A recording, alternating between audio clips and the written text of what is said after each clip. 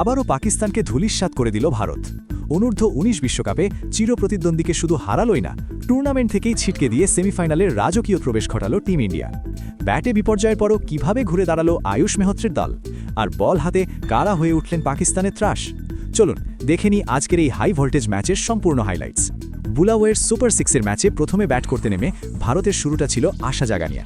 বৈভব সূর্যবংশী 22 বলে 30 রানের এক ঝড়ো ইনিংস খেলে শুরুটা ভালোই করেছিলেন, কিন্তু হঠাৎ ছন্দপতন। 47 রানে বিনা উইকেটে থাকা ভারত চোখের পলকে 3 উইকেট হারিয়ে গভীর সংকটে পড়ে। খোদ ক্যাপ্টেন আয়ুষ মেহত্রে ডাক মেরে ফিরে যান, কিন্তু ভারতের ত্রাতা হয়ে দাঁড়ান বেদান্ত ত্রিবেদী। তার 98 বলে 68 রানের দায়িত্বশীল ইনিংসটি ভারতকে ধস থেকে বাঁচায়। গ্ল্যামারাস শট নয়, বরং মাটি কামড়ে পড়ে থেকে তিনি দলের রানকে এগিয়ে নিয়ে যান। শেষের দিকে কনিষ্ক চৌহান এবং খিলান পাটেলের ঝোড়ো ক্যামিওতে ভর করে ভারত 255 রানের এক ফাইটিং টোটাল দাঁড় করায়।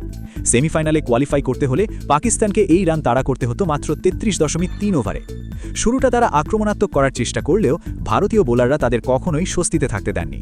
পাকিস্তানের উসমান খান 66 এবং হামজা জহুর 42 রান করে কিছুটা প্রতিরোধ গড়ার চেষ্টা করেন, কিন্তু নিয়মিত বিরতিতে উইকেট হারিয়ে চাপে পড়ে যায় পাকিস্তান।